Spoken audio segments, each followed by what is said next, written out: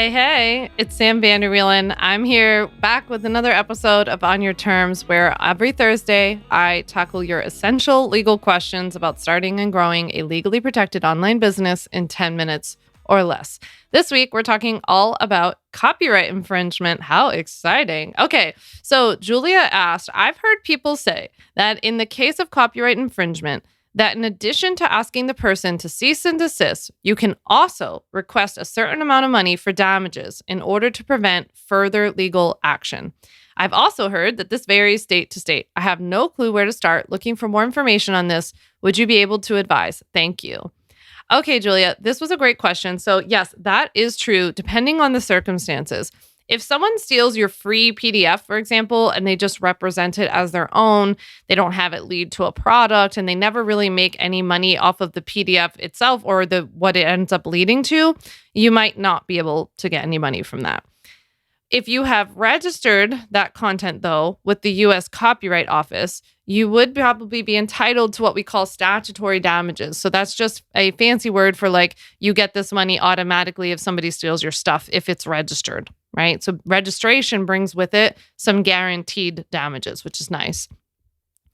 If somebody stole your paid course, on the other hand, and then sold it as their own or your paid product of some sort, yes, you could go after the damages owed to you for any money that they made off of the sale of your intellectual property, in this case, your course.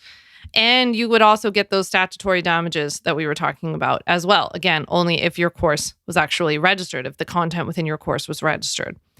So, for example, if somebody stole my legal templates and then they sold them as their own, I could go after them not only for statutory damages, but I could also go after every single nickel that they made selling my legal templates as their own. I see you, copycats. You can just exit out of this episode now. Okay, so it's another reason why I'm such a big fan of registering your paid, the content of your paid products, your bigger pieces of content itself, your work, with clients, whatever, with the U.S. Copyright Office, because you want to put yourself in a position to collect both statutory and compensation damages for the sale of your goods as that person's own. The trickier issue here would be whether you've taken the steps necessary to actually protect your content so you could do something about it if and when somebody steals it and profits off of it.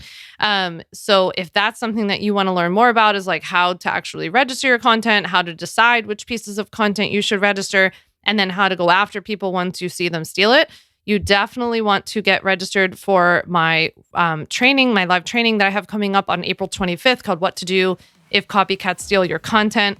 I'll drop a link in the show notes for the wait list because registration opens up on April 17th. You're only going to have a couple of days to register. Spots are limited. I hope to see you there. I hope that this was helpful, and I can't wait to chat with you next week. Thanks so much for listening to the On Your Terms podcast. Make sure to follow on Apple Podcasts, Spotify, or wherever you like to listen to podcasts. You can also check out all of our podcast episodes, show notes, links, and more at samvanderwielen.com/podcast. You can learn more about legally protecting your business and take my free legal workshop, 5 Steps to Legally Protect and Grow Your Online Business at samvanderwielen.com. And to stay connected and follow along, follow me on Instagram at samvanderwielen and send me a DM to say hi.